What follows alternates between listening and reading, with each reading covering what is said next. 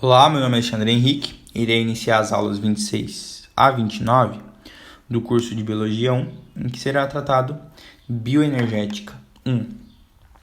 Bioenergética, bio, vida, energia. Então, como que a vida tem energia? Primeiramente, a gente vai falar da respiração celular e da fermentação. A respiração celular ocorre na mitocôndria. Então, a liberação de energia pelos seres vivos. Os seres vivos realizam processos que liberam energia utilizada na manutenção de suas atividades metabólicas. Para tal, degradam substâncias orgânicas por meio da respiração celular e a fermentação. Então, há dois tipos de pegar uma substância orgânica, por exemplo, glicose, e catabolizá-la, portanto, quebrar as ligações covalentes, portanto, ligações que têm energia, pegando energia química, transformando em atividades metabólicas para o seu corpo, para a síntese de DNA, para a produção para a produção de RNA, para a produção de proteína, para você realizar exercício, para você pensar, para você correr, para você também tirar o sódio que entra mais das suas células com as bombas de sódio e potássio.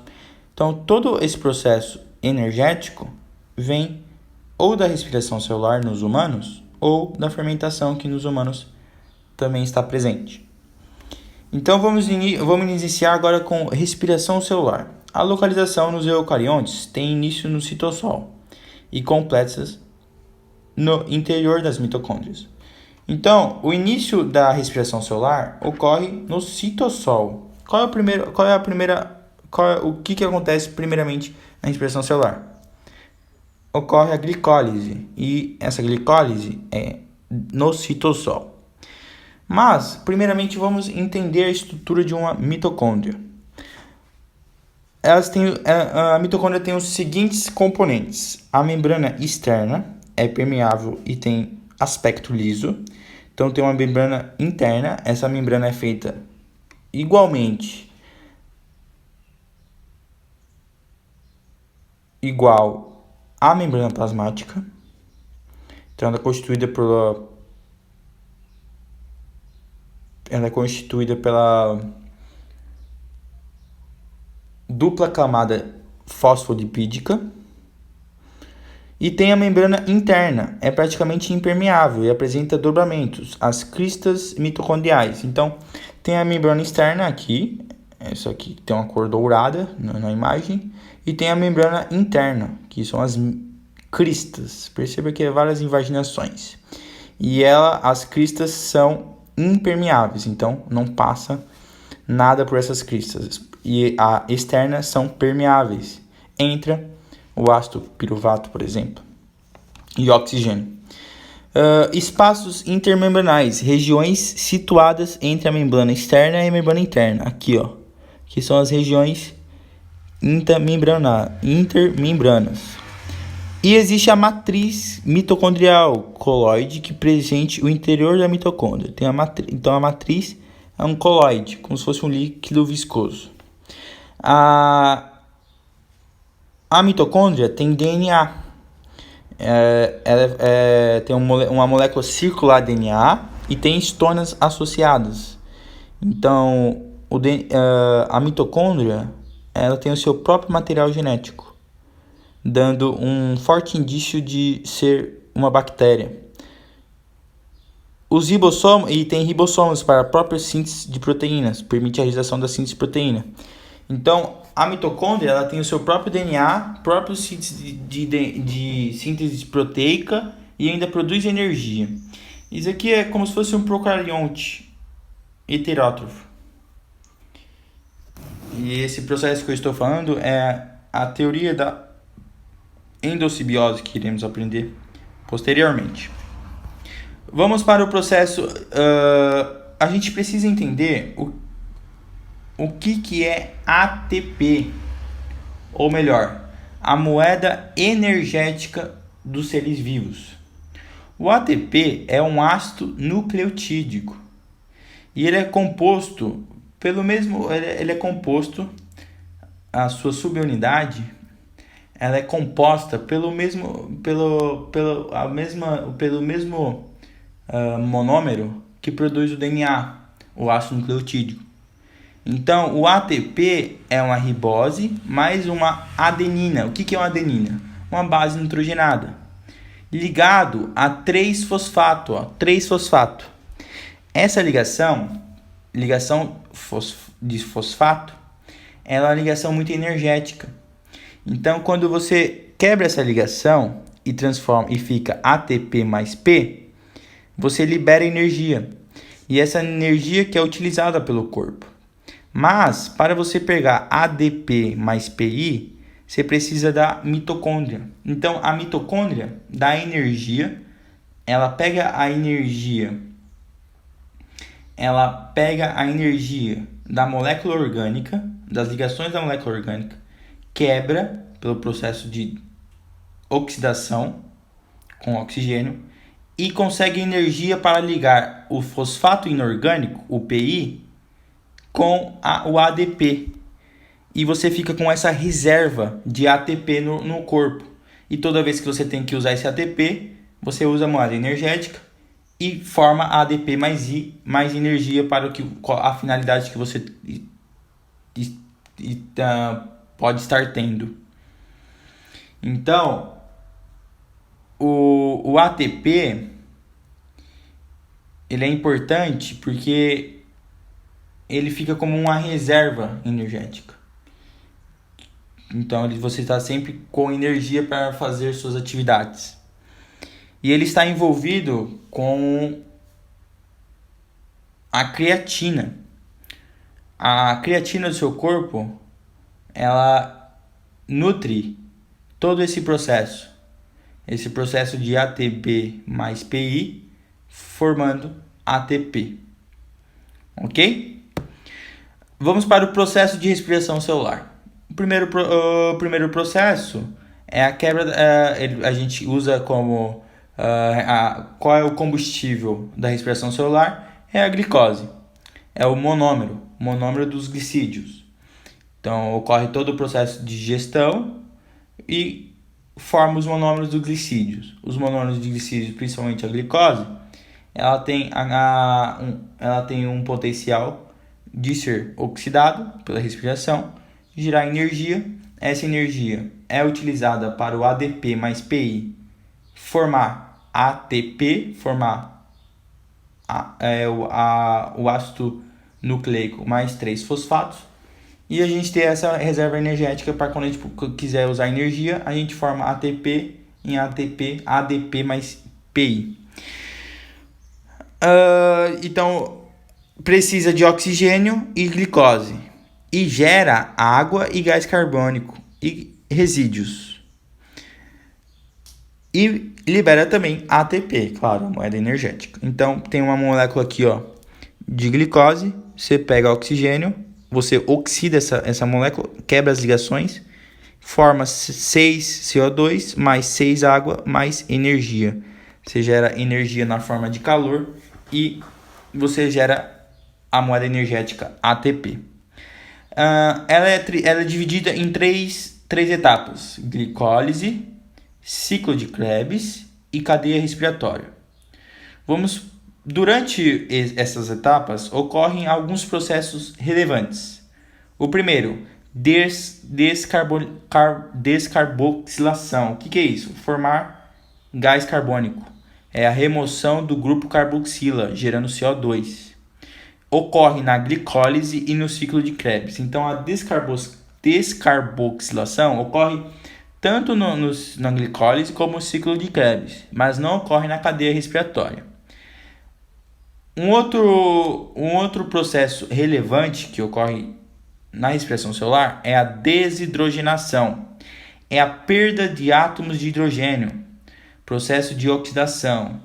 Os hidrogênios são transferidos para os aceptores, que é o NAD e o FAD. O último aceptor de hidrogênio é o oxigênio, que ao final forma água. Ocorre na glicólise, na cadeia respiratória e no ciclo de Krebs. Então, a desidrogenação ocorre nas 3 etapas. Nas 3 etapas, o hidrogênio ionizável está sendo ligado para os seus aceptores, e o último aceptor, o aceptor final, é o oxigênio, onde ocorre a formação da água. Ele passa por uma membrana em que gera energia cinética, e essa energia cinética tem a capacidade de ligar o fosfato mais o ADP. Ele passa por uma membrana nas cristas mitocondriais e como se fosse um tubinho. E esse tubo gera energia cinética de rotação. Essa energia cinética tem a possibilidade de ligar o PI mais o ADP, formando ATP. E ocorre também o terceiro processo relevante, é a fosfilarização, formação de ATP, a partir do ADP e de fosfato inorgânico, PI. A ADP e PI estão presentes no citosol e na matriz mitocondrial. O processo requer energia liberada em algumas reações químicas de respiração celular. Ocorre na glicólise, no ciclo de Krebs e na cadeia respiratória. Então, só tem um processo que não ocorre aí em uma, que é a descarboxilação. Só ocorre na glicólise e ciclo de Krebs, não ocorre na cadeia respiratória. A desidrogenação e fosforilação ocorre nas 3 etapas, na glicólise, ciclo de Krebs e cadeia respiratória. Não se esquece isso. Então, respiração celular, glicólise no citosol, ciclo de Krebs na matriz mitocondrial e cadeia respiratória nas cristas mitocondriais. Por quê? Porque na cadeia respiratória em que há um processo de condução de elétrons. Então ela precisa de uma crista, ela precisa de uma membrana, como se fosse, ela precisa de um fiozinho para esses elétrons conseguirem caminhar. Por isso que é nas cristas mitocondriais. Vamos estudar cada passo agora. A glicólise ocorre no citosol, é uma etapa anaeróbica, pois não emprega gás oxigênio. Se lembra que ocorre também na glicólise, ocorre os 3 processos, né? Os 3 processos: hidrogenação, descarboxilização e fosforilação. Então, sai CO2, sai H+, para os seus aceptores, que é o NAD e o FAD, os iniciais, e o último é o oxigênio, e sai também ATP. Perceba aqui, ó. A glicose, a primeira ação que ocorre para você quebrar a glicólise é o emprego de energia. Você pega ATP e forma ADP e dá energia. Mas esse P se liga, o fosfato se liga à molécula de glicose, o que deixa ela instável. E com essa instabilidade, ela entra no processo de glicólise. A glicólise, portanto, se inicia quando o fosfato do ATP se liga à molécula de glicose. Quando essa glicose tem o átomo de fósforo ligado nela, ela fica instável e ela se quebra em 2 novas moléculas. 2 moléculas chamadas de piruvatos. A glicose tem 6 carbonos. Quando forma os piruvatos, ficam cada um com 3 carbonos. Quebra na metade a molécula. A glicólise, portanto, quebra a molécula na metade. Ocorre a formação de 4 hidrogênios ionizáveis. Perceba, para cada molécula vai formar 2. Então, o resultado é 4.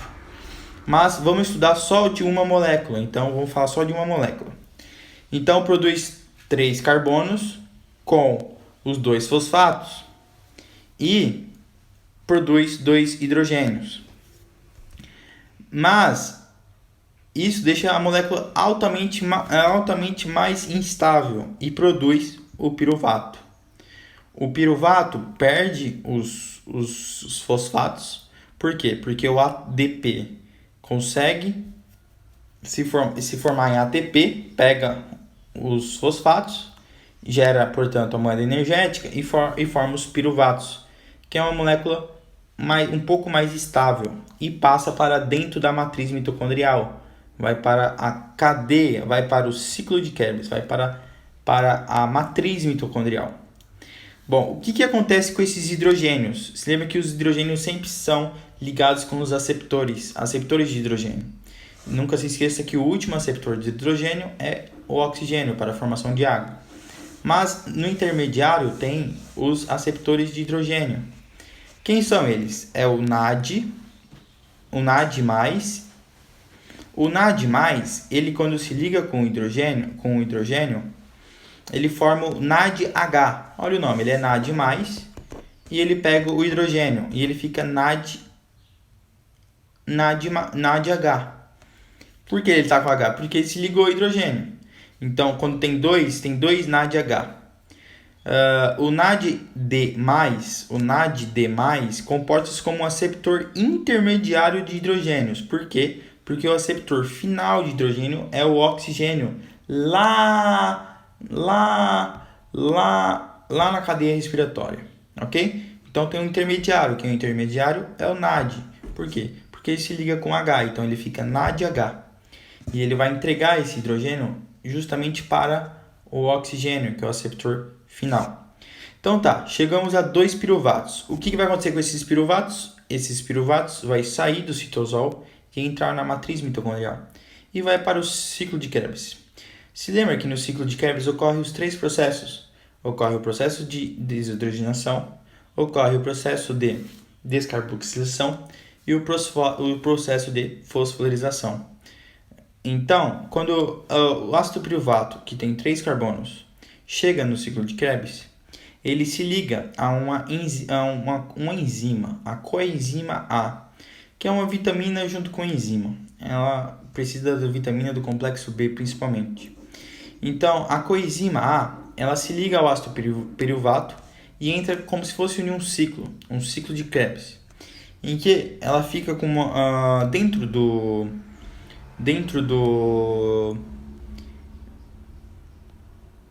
quando ela se liga, a coenzima A se liga ao ácido piruvato, forma o acetil-CoA. Por quê? Porque ocorre uma descarboxilação, perde CO2, então fica com 2 moléculas de carbono. O acetil-CoA também, para se formar, forma 2 hidrogênios. O que acontece com o hidrogênio? É ligado automaticamente ao NAD, né? Ao aceptor intermediário, e forma o NADH+. Ok? Esse acetil-CoA, ele entra só agora, no ciclo de Krebs. O ciclo de Krebs, ele, dentro do ciclo, tem um ácido oxalacético. Esse ácido oxalacético, ele é composto por 4 carbonos. Quando ele se liga com o acetil-CoA, forma, portanto, 6 carbonos. E esses 6 carbonos ficam voltando para o ácido acholácteo e liberando, olha o que libera, 2 moléculas de CO2, 1 ATP, 1 FADH+2 e 3 NADH+, mais 3 hidrogênios ionizáveis. E perde a coenzima A. Então, quando ocorre o processo de acetil-CoA com 2 carbonos, sai a coenzima A e entra no ciclo de Krebs. O ciclo de Krebs, portanto, esses 2 carbonos, essa molécula formada por 2 carbonos, se liga ao ácido oxalacético, forma um ácido cítrico. O ácido cítrico é estável, as moléculas dele, portanto, são bastante energéticas, o que dá a formação do ATP e quebra da sua molécula, formando novamente o ácido lacético.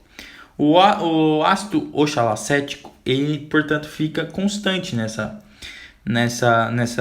produção nesse ciclo, né? Ele é constante, ele sempre volta, ele volta e entra novamente para o acetil-CoA. Então ele fica nesse ciclo, por isso que é ciclo de Krebs.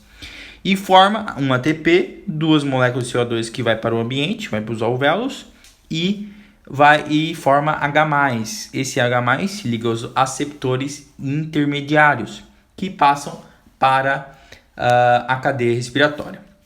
Vamos para o último processo, que aqui então forma 2 ATPs, 2 FADH+2, 2 NADH+, 6 hidrogênios ionizáveis, 4 CO2.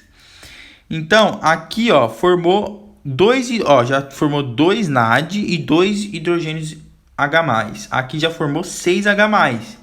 Você está assistindo a aula de química, você sabe quando aumenta a concentração de H+, você deixa o meio ácido. Então, esse H+, tem que se ligar a alguém para a mitocôndria não ficar ácido e não morrer. Então, o que acontece com os hidrogênios? Essa é uma pergunta que tem que fazer, ainda mais os hidrogênios ionizáveis, que deixam o ambiente ácido. Então, é com ele que ocorre a maior geração de energia. Porque aqui ocorreu 2 ATPs. Aqui, 2 ATPs também, 4 ATP, o total. Então, onde ocorre a maior quantidade de ATP, onde ocorre a maior formação de ATP, a moeda energética, é na cadeia respiratória. Então, vamos entender o porquê ocorre tanta formação de energia na cadeia respiratória. E está totalmente interligado com os hidrogênios ionizáveis que faz no processo de glicólise, que ocorre no processo de glicólise e no ciclo de Krebs. Então, os ATPs são empregados no metabolismo. Demais produtos, o FAD, o NAD e o H+, são empregados na cadeia respiratória. A liberação de CO2, então, libera no ciclo de Krebs, libera CO2, mas o que chega, quais são os produtos do ciclo de Krebs? Os produtos são FAD com hidrogênio, o NAD com NADH+, o NADH e o H+ ionizados, os hidrogênios ionizáveis, e 6 moléculas de CO2, ocorre a descarbonatização. E esse CO2 é expulso para o ambiente, lá nos alvéolos. Ok. Então, o que sobrou? Sobrou o FAD, H2, o NAD, H e o H+. E você se lembra que o FAD e o NAD, eles são aceptores intermediários. Quem é o aceptor final do hidrogênio? É o oxigênio.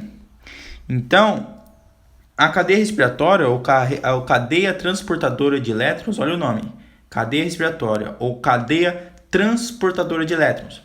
Elétrons precisa de estar para ele conseguir se transportar, ele precisa estar como se fosse um fio.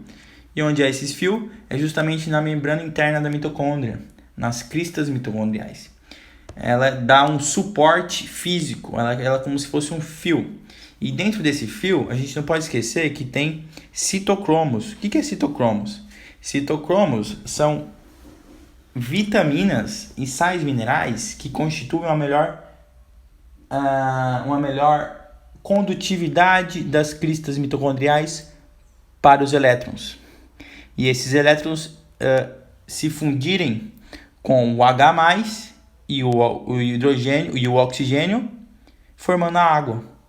Então, quando ocorre esse processo, perceba, ocorre nas cristas mitocondriais, constituída por uma sequência de transferência de átomos de hidrogênio e seus elétrons, incluindo o NADH+, o NADH mais H+, o FAD-D, o FAD-H2, alguns centrômeros e gás oxigênio, aceptor final de hidrogênio.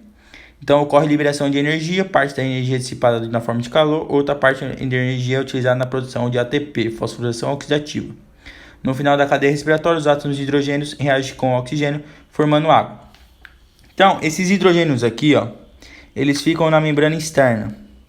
Esses hidrogênios aqui, eles ficam na membrana externa. Eles têm que entrar para a membrana interna. Na membrana externa tem uma proteína. E quando vem esse hidrogênio que tem massa e passa por essa proteína, ele gera energia cinética circular, em que excita o ambiente e gera energia. Ao gerar energia, faz com que essa energia produzida pegue o ADP mais P e gere ATP. Então, é com os hidrogênios entrando na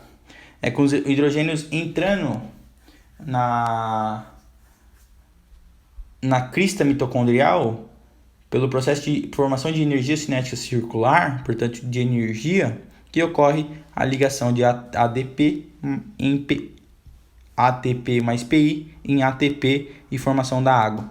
E esses elétrons do H+, porque aqui é 2H+, então 2 elétrons, e ele se funde ao oxigênio, pega o H+, que está vindo com energia cinética, e forma a água. Então é um processo muito, muito bonito de ser estudado. É todo combinado, ele é todo exato. E ele aqui, portanto, que a maior produção de ATP. Vamos ver isso por completo. Ocorre a glicólise. Piruvato. Piruvato entra a coenzima A, sai 2 carbonos. fica acetil com A e entra no ciclo de Krebs. 2 vezes, né? Tudo 2 vezes. Aqui eu tô falando para uma molécula só. Ocorre a formação de carbono, ATP, NAD, FAD e H+. Esse NAD, FAD e H+, vai para a respiração celular. Todos os H+, também, ó, todos os H+. Então vem com 6 NADH2 e entra no processo de respiração, cadeia respiratória ou cadeia transportadora de elétrons, em que ocorre a formação da água e muita formação de ATP. Então, ocorre 2 ATP na glicólise, 2 ATPs no ciclo de Krebs e 26 ATPs na cadeia respiratória. Por isso que a cadeia respiratória é tão importante. O saldo da respiração celular é de 30 ATPs. É muito presente. Um valor muito significativo do total é da cadeia respiratória. Porque é justamente onde tem H+, portanto, hidrogênio ionizado, passando por uma membrana, e essa membrana gera energia cinética circular. Essa energia cinética, sendo energia, consegue pegar o ATP, ADP mais PI e transformar em ATP. Ok? Bom, vamos agora para 2 processos de síntese de energia, ou melhor, captação de energia, sem oxigênio, portanto, fermentação. A fermentação ocorre no humano, nas leveduras e em bactérias. Vamos ver uma fermentação que ocorre, por exemplo, no humano, quando você está correndo e sofre uma cãibra. Ela ocorre só a glicólise, digamos assim. Só ocorre a glicólise. Não passa para o processo de ciclos de Krebs e nem cadeia respiratória. Então, fermentação não precisa de oxigênio para ocorrer. É um processo anaeróbico de liberação de energia, tem grande semelhança com a glicólise. Uma molécula de glicose é degradada gerando 2 ácidos pirúvicos, 2 NADH+, e 2 NADH mais 2H+, um saldo de 2 ATPs. A fermentação não apresenta ciclo de Krebs nem cadeia respiratória, então bem limitado, gera pouco ATP. A partir do ácido pirúvico são gerados subprodutos finais, como metano, fermentação metogênica, ácido cético, fermentação acética, álcool etílico, fermentação alcoólica, e ácido lático, fermentação lática. O que o humano faz? O humano faz o ácido lático. Álcool etílico é por bactérias e leveduras.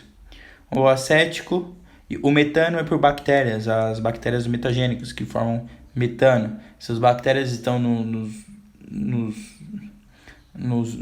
ruminantes que comem vegetais, ok? Vamos para a fermentação alcoólica e fermentação lática, que é muito importante. A fermentação alcoólica, ela pega o ácido pirúvico e forma 2CO2, 2 etanol e 2 ATP. Então, a fermentação alcoólica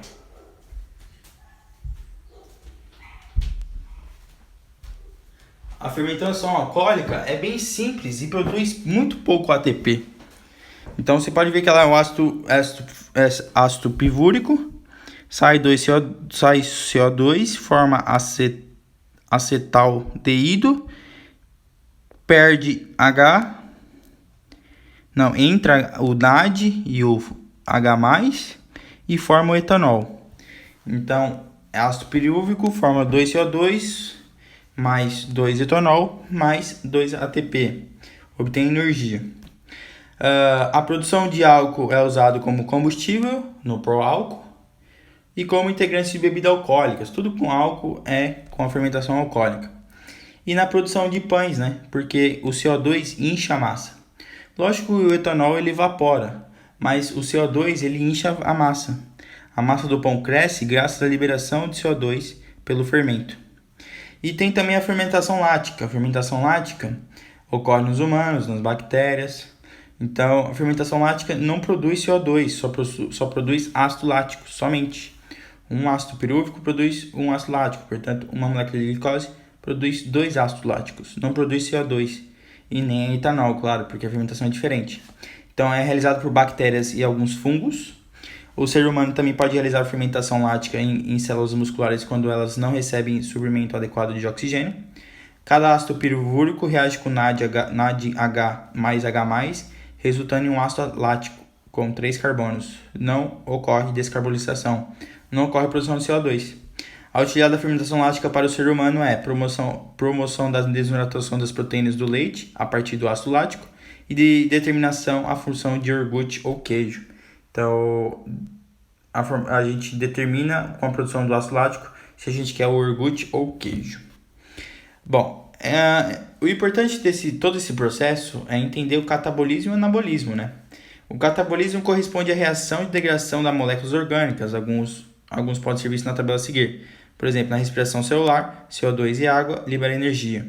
Hidrólise sacarídeos, monossacarídeos usando respiração celular. A hidrólise de proteínas, aminoácidos. A desaminação de aminoácidos, acetil e ácidos e ácidos do ciclo de Krebs. E a oxidação de ácidos gráficos, acetil-CoA, usada na respiração celular.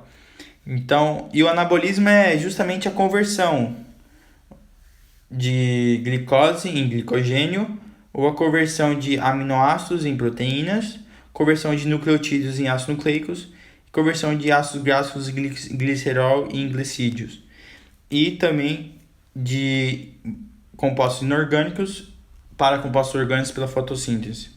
Então, o anabolismo e o catabolismo andam junto com todos os seres vivos. Todos os seres vivos praticam o processo de anabolismo e catabolismo, quebram moléculas e formam moléculas. Ok? Vamos para as questões. O FPE 2013. A micrografia acima é de uma organela celular encontrada em grande quantidade em células que possuem alto gasto energético. Acerca dessa organela, analise as afirmações a seguir. Trata-se de uma organela essencial ao processo de fotossíntese. Falso, não tem nada a ver com fotossíntese, é uma mitocôndria. É uma organela que está associada ao processo de respiração celular. Verdadeiro.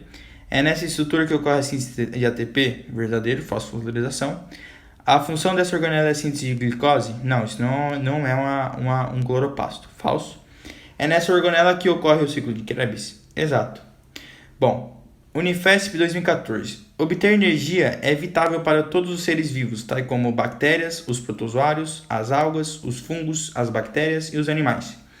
Nesse processo, a energia é armazenada na forma de ATP, a partir de doadores e aceptores de elétrons. Em certos casos, organelas como as mitocôndrias são fundamentais para o processo. Dos organismos citados, quais são os possuidores de mitocôndrias? Bom, o de mitocôndrias, somente bactérias não tem mitocôndrias, né? Tem protozoários, algas, fungos, plantas e animais têm mitocôndrias.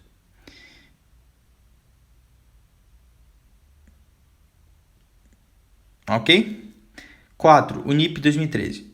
Recentemente surgiram esperanças de que os órgãos implementados não necessitem de recarregamento, utilizando combustíveis de nosso corpo para produzir energia.